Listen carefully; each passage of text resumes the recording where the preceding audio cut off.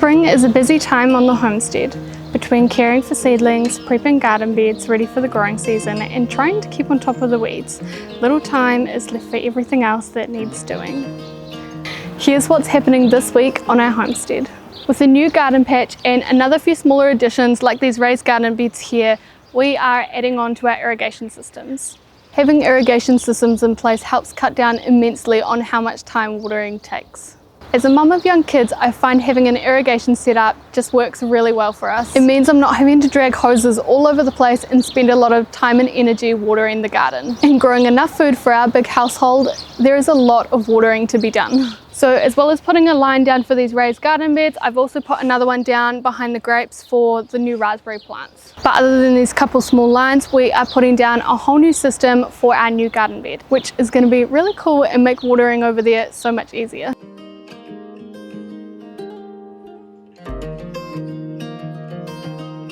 So on the weekend we put a line down right from the house and around the roundabout to the new garden bed. We're going to put a tap in here for a hose for when one or two things just need watering, and then we're also going to put some irrigation lines up for watering the entire patch. This is going to cut down on so much watering time.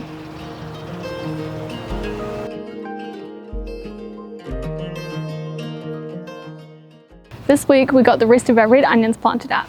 Now they're probably so tiny you can't see them on camera, but they are there. I think we planted some crazy number like 400 or 500 of these, but as a big family we eat a lot of food.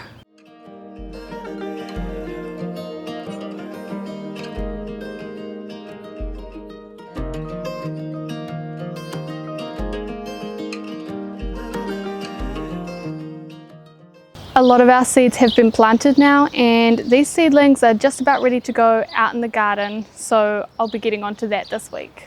This is the silver beet and zucchini and things like that we planted a few weeks ago, so if you haven't watched that video, go ahead and watch it after this one. I also planted some yams in these tyres this week.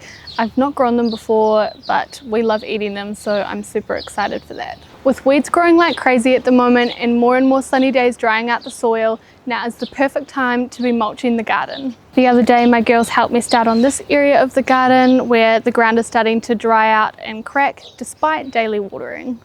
We just used some grass clippings from a lawn that hasn't gone to seed yet, as well as some pine needles and a bit of leaf mulch as well. Mulching is really going to help the soil to retain moisture, and these grass clippings are going to supply a steady flow of nitrogen to these plants, which will help them grow.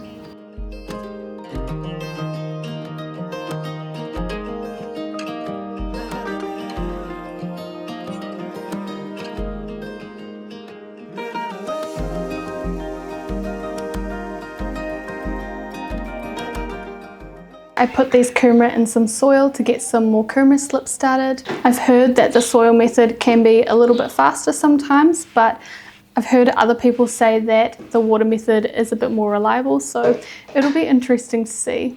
Comment down below if you've tried one of these methods for starting kumara slips and let me know how it went.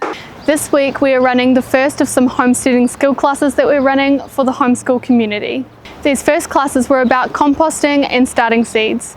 The kids really enjoyed getting their hands dirty, making some compost and planting some seedlings, and it was all round a bunch of fun. So that's a little bit of what's been going on our homestead this week. I hope you enjoyed this video. Be sure to give it a thumbs up if you did, and I'll see you in the next one. If you want to know a bit more about us and what goes on in our homestead, click on this video here. Otherwise, YouTube thinks you might want to watch this video. Thanks for watching, and we'll see you next time.